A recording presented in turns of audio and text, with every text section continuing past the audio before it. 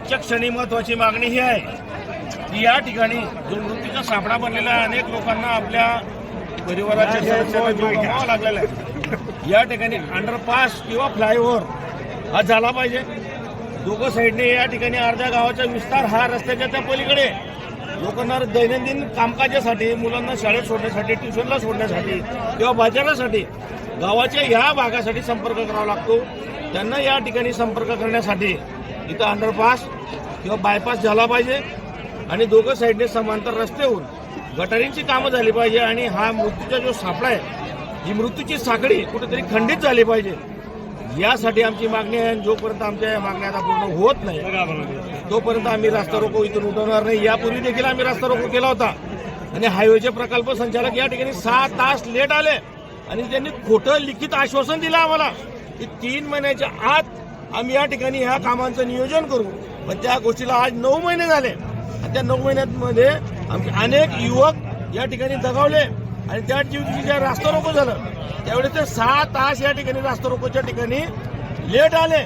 म्हणून ते लेट येणाऱ्या शिवाजी पवारवर प्रशासनाने कुठलीही कारवाई न करता जे लोकहितासाठी, लोकांच्या जीव वाचवण्यासाठी या ठिकाणी आंदोलनाला बसली होती, रास्ता रोकोला बसली होती माझ्या सकट, त्या सगळ्या लोकांवरती या पोलीस प्रशासनाने गुन्हे दाखल केले। म्हणजे लोकांचा जीव वाचवण्यासाठी जे लोक रस्त्यावर उतरतील त्याच्यावरती गुन्हे दाखल केले आणि जे लोकांच्या चुकीमुळे लोकांचा जीव गेला त्यांना हे पोलीस प्रशासन संरक्षण देतं। हे अशा प्रशासनाचा आम्ही सगळे एरंडोलच्या नागरिकांच्या वतीने धिक्कार करतो आणि आमच्या लोकांचा जीव वाचला पाहिजे करतो। या ठिकाणी अंडरपास,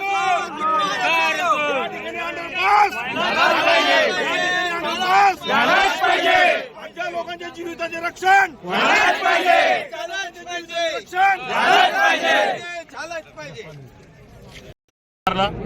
ऍक्सिडेंट मध्ये इथले लोक सांगतात की 9 महिन्यात कोणी ठेकेदार कॉन्ट्रॅक्टर जो असेल नसेल तर त्यांनी लिखित दिलं होतं बाबा मी करतो 3 महिन्यात, पण 9 महिन्या आधी जर हे काम झालं असतं तर आज आमचा भाऊ आम्ही गमावला नसता। आमचं दुःख आता आम्ही दरवाजा ठोकायचा कोणाचा, न्याय मागायचा कोणाकडे?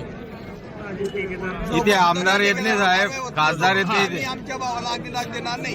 इथून आम्ही ब्रीज घेऊन रोडावर बसू, डेड बॉडी आणतो ना इथे रोडावर बसतो तोपर्यंत आम्हाला न्याय आम्ही मिळत नाही। डायरेक्ट ठेकेदाराच्या दारापर्यंत डेड बॉडी घेऊन जाऊ।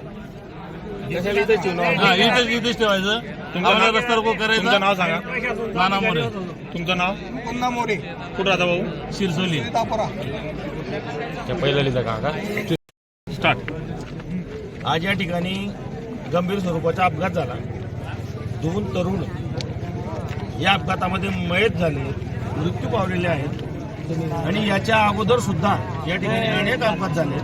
त्यावेळी एरंडोल संघर्ष समितीच्या वतीने आम्ही अनेक वेळा हायवे प्रशासन असेल, पोलीस प्रशासन असेल, महसूल प्रशासन असेल, या सगळ्यांकडे या संदर्भात या ठिकाणी अंडरपास होण्यासंदर्भात आणि कृष्ण हॉटेलपासून तर दत्त मंदिरपर्यंत दोघं साईडने सर्व्हिस रोड आणि गटारी आणि समांतर रस्ते होण्यासंदर्भात आंदोलन केलं होतं।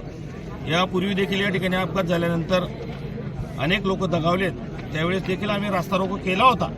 त्यावेळेस सुद्धा आम्हाला या हायवे प्रशासनाचे जे प्रकल्प संचालक आहेत शिवाजीराव पवार यांनी लिखित स्वरूपात आश्वासन दिलं होतं की गेल्या 3 महिन्यात तुमच्या आंदोलनानंतर 3 महिन्यात या ठिकाणी समांतर रस्ते, गटारी आणि या ठिकाणी अंडरपासचा रस्ता, या ठिकाणी नव्हे तर टेलिफोन एक्सचेंज जवळ जेवढा रस्त्याजवळ अंडरपास आणि पिंपळकोटा पिंपरी जवळ शाळेच्या मुलांसाठी अंडरपास, हे 3 रस्त्यांच्या आश्वासन आम्हाला अंडरपासचे त्यांनी या ठिकाणी दिलेलं होतं। लिखित स्वरूपात ते आमच्याकडे आज पण आहे, परंतु त्या गोष्टीला गेले 9 महिने उलटून देखील या ठिकाणी त्या 9 महिन्याच्या कालावधीमध्ये 7 ते 8 तरुण या ठिकाणी दगावले आहेत आणि त्याचा परिवार, त्यांच्यावर विसंबून असलेले अनेक व्यक्ती आज निराधार झालेले आहेत।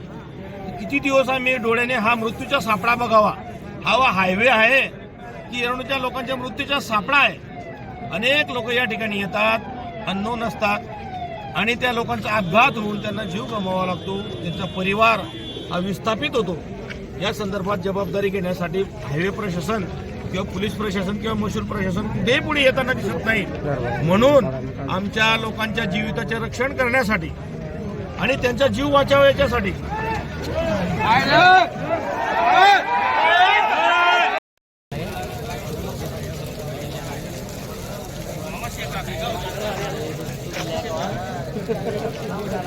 सगळं माहिती का